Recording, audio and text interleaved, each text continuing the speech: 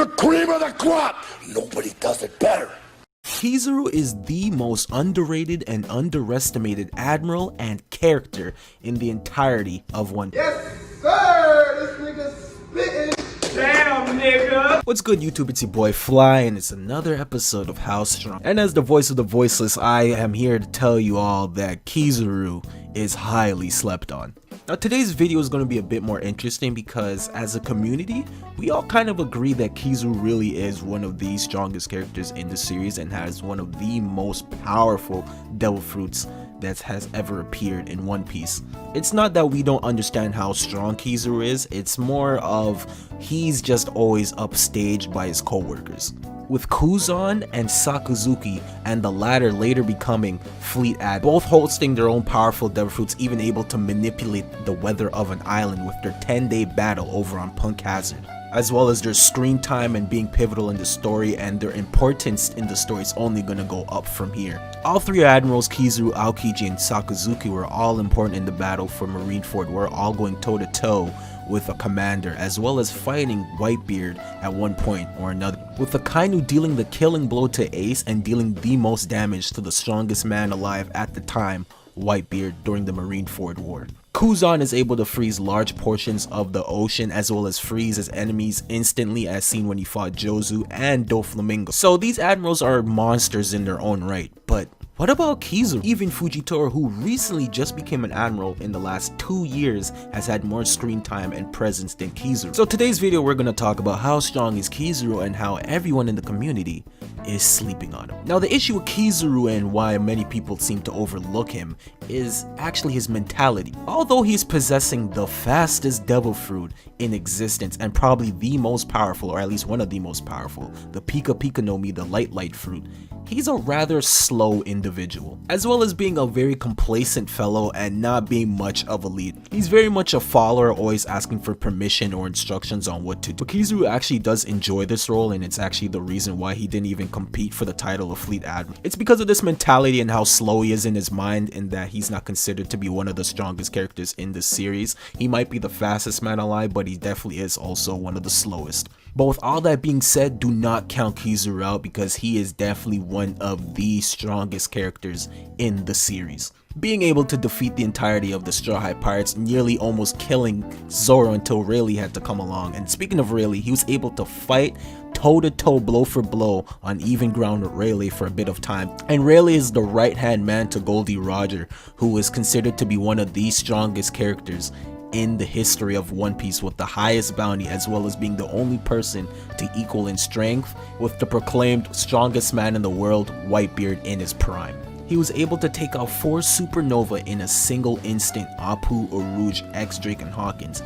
All these characters being considered peers to Monkey D. Luffy and were some of the strongest pirates on the island at the time, with X-Drake being formerly a rear admiral, which is only 2 spots below an admiral. And because of his failure of not being able to take in any of the Straw Hat Pirates, he then went to go capture 500 pirates on Saboti Island to make himself feel better, beating the absolute dog shit out of Luffy in every encounter he had with him pre-time skip. Kizaru was also able to fight evenly with Marco the Phoenix, who is considered the right-hand man to Whitebeard. Also was able to blind Ben Beckman and escape from him when he was held at gunpoint, and Ben Beckman is the vice captain of the Red-Haired Pirates, which is led by Red-Haired Shanks. Borsalino was able to clash with Whitebeard and even deal some devastating damage towards him. Kizaru is confirmed to have observation and armament Haki. He's quite proficient in the use of Haki, along with the 2 other admirals being able to create a Haki force field, while Newgate sent a quake towards him, intending to destroy Marineford. This technique seems to be an advanced level of Haki. It seems to be similar to Rio, where you're able to push out your Haki outwards. The Pika Pika no Mi allows Kizaru to generate, manipulate, and turn into light. And Kizaru has been shown to use this ability in numerous amounts of ways, being able to conjure things such as swords and energy beams. Any surface that can reflect light, such as glass, Kizaru is able to use as a way to travel by bouncing off of the surface. Another weakness that Kizaru has is that whenever he does the Yata no Kagami, he has to stay stationary before he can even transform into full light. So if someone were to disrupt him during that, he can't be able to perform the move, like when Rayleigh stopped him from chasing after Zoro. Kizaru boasts some of the highest speed in the series as he's able to travel at the speed of light, supposedly, and land an attack on opponents before they can even react. Kizaru also has some great precision and some amazing marksmanship, being able to shoot a key that was in Luffy's hand when he was trying to save Ace on top of the scaffold, and he was quite far away from them.